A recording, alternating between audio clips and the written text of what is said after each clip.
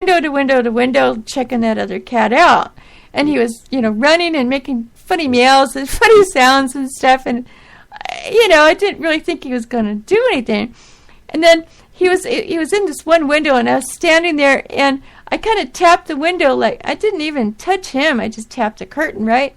I kind of tapped the window, like, come on out of there, And he came out, and I was standing about 5 feet away from him. And then he just, like, grabbed a hold of my leg and just started attacking my leg.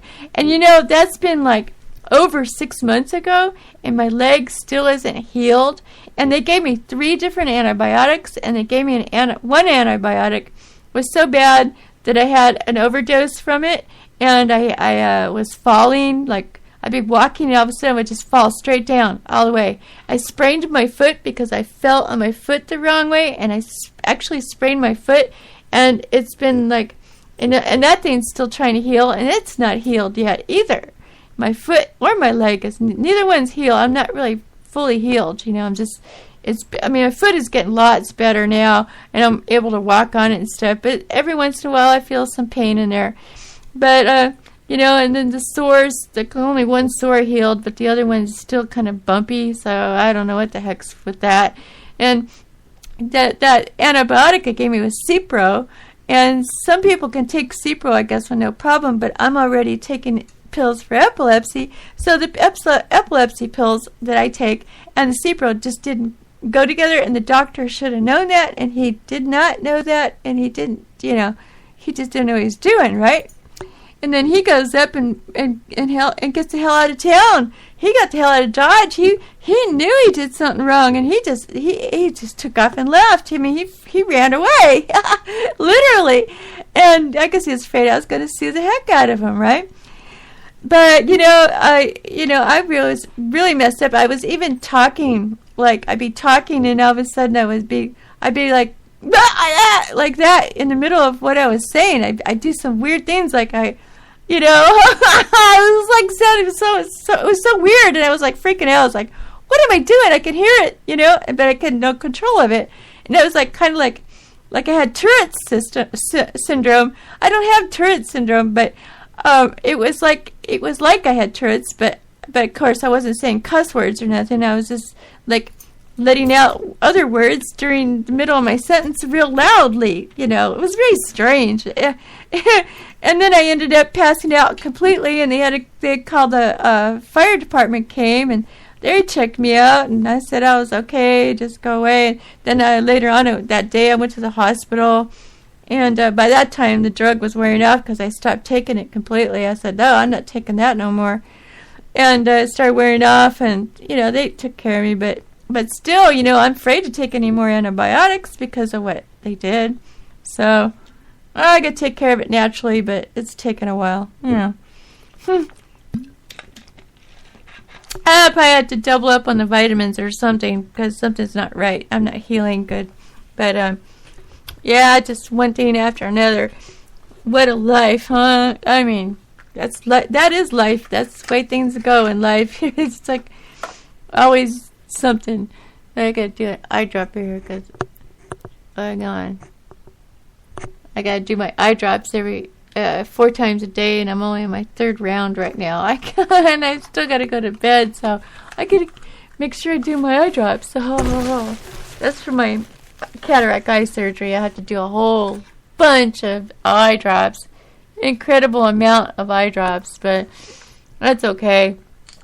I do it, I just gotta, I can't even leave the house basically because I gotta do these rounds of eye drops like all day long, and I can't take eye drops with me. They might evaporate or something.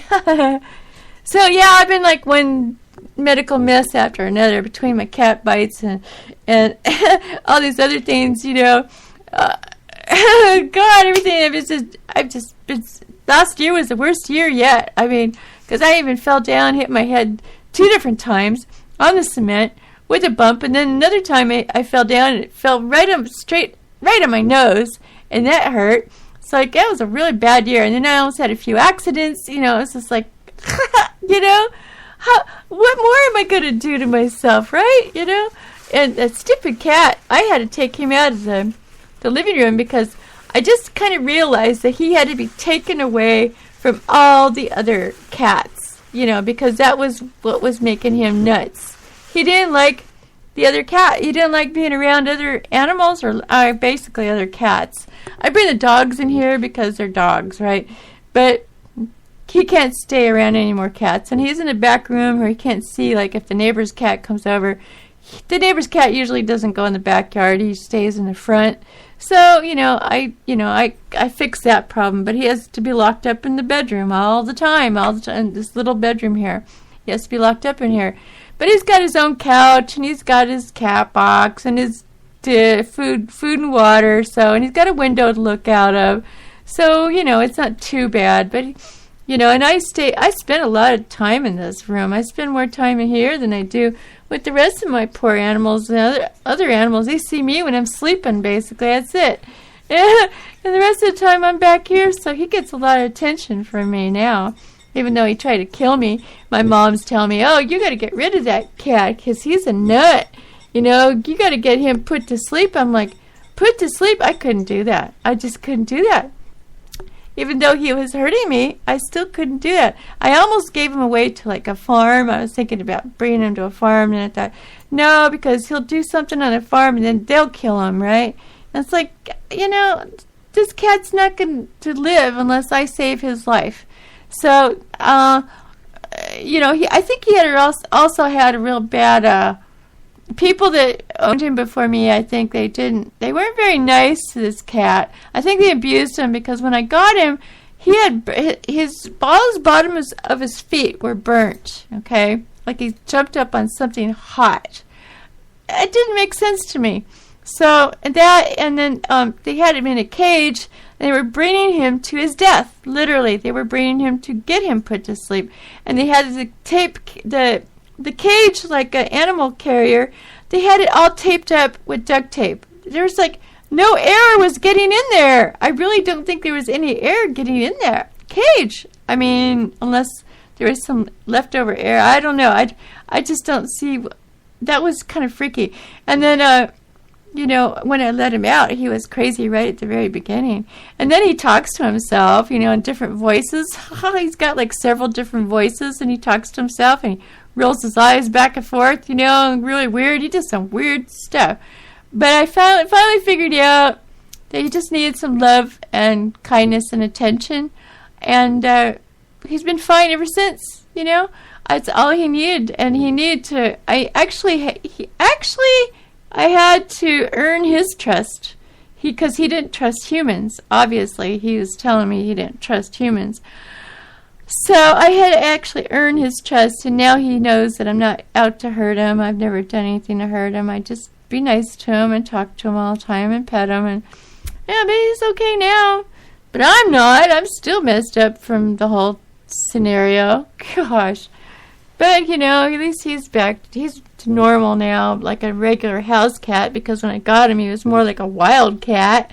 I would have put him outside, but he would have killed every cat on the block. Seriously, he would have killed every cat on the block, including the other cat that I got outside. He would have killed them because he tried to kill another cat that I got inside the house because he wouldn't defend himself, and he was literally trying to kill him when I got a hold of him.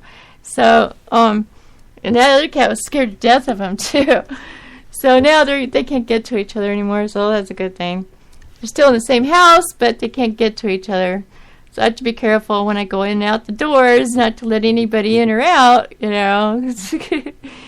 But, yeah, seriously, man, animals are hard to deal with sometimes. And if you're not a real animal lover, you really shouldn't own an animal because most people wouldn't put up with this stuff. But most people aren't really true animal lovers like they think they are. They wouldn't put it. A lot of people wouldn't deal with this, really. I think more like a veterinarian. I think more like I really love animals, and I just can't kill them for no reason. The only reason I would ever bring my animal to a place to have them put to sleep is when they're really sick and they're old and they're dying, and there's nothing the vet can do to fix them anymore, and they're suffering. when they're suffering, I bring them in, and I don't feel good about that either, believe me. I cry all the way there. I cry the way home. I just, it tears me apart. And I feel like I'm doing such a horrible thing, but I know I don't want them to suffer either. And I know they're on their last leg by the time I bring them in, they're just like really looking bad. And I was like, I just go, I can't take this no more. I don't think this poor animal could take this no more either. So I have to do it, but I hate doing it. It's like, they don't do that for people. They don't give them a shot to put them to sleep when they're suffering. So why do it to animals? But they do. And then, they got in my head that that's a good thing to do. I don't know if it's a good thing to do. Maybe you should just let them die on their own like they usually do. I really don't know. There's all kinds of questions I have on that one. But yeah, if I was suffering as a human being, I would want to be put to sleep by a shot. Definitely. If I don't want to suffer. Who wants to suffer? If they can't give me enough pain medicine and the pain medicine's still not working, it's like, give me a damn shot, would you? Get me the heck out of here. I don't know if the Lord upstairs considered that suicide. He might. I don't know, but or he might consider the other person that's giving you the shot, he might consider him a killer. I mean, so, oh man. You just pray that, if you do get anything, you just go in your sleep like some people do. They just have like a heart attack in their sleep and nobody even knew they had anything, and they, they're just gone, and then they didn't suffer. That's the best way to go, fast. Go really fast, If I want out of here, I'm going to go fast. That's what I want. I don't want to sit here and suffer for years and years and years.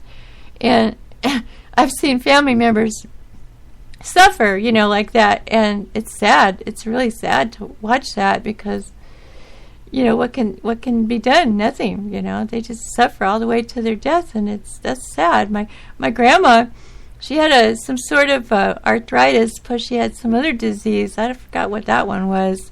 And it knocked her out at 50-something years old. She didn't live very long. She only lived to her 50s.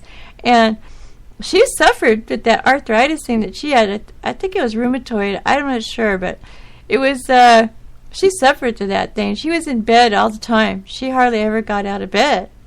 And then I had my father, he died at 34 years old from Hodgkin's disease. And by the time he went to the doctor, it was too late. They couldn't save him. They did an operation, but they still couldn't get all the cancer out of him because he was filled with cancer by the time they got to him. And they couldn't get it out, and he broke his stitches open. He kept coughing. He kept breaking his stitches open. They couldn't keep his stitches closed. Back in those days, they didn't have very good stitches to stitch with, I guess. And so he went in the middle of the night. But a lot of people in my family have died young on that one side of my family, Lots of people. So, anyway, yeah, I've been yakking for, how long? 58 minutes. Wow. Oh, I think it's time for another song. I need a break. Let's see, I played that one, so let's play this one. Okay.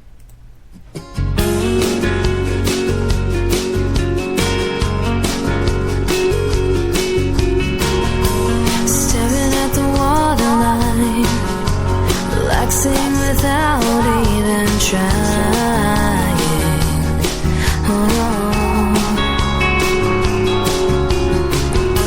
Summer's come to an end. I don't know where to begin the rest of my life.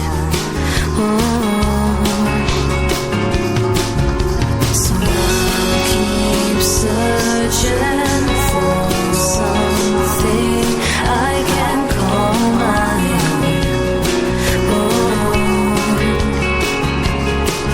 This world keeps turning, and somehow I'm still trying to survive. Give me time.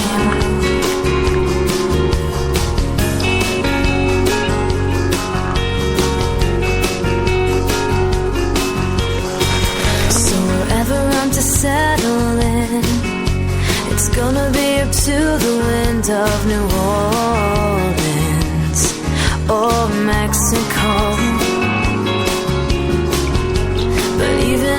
take my time.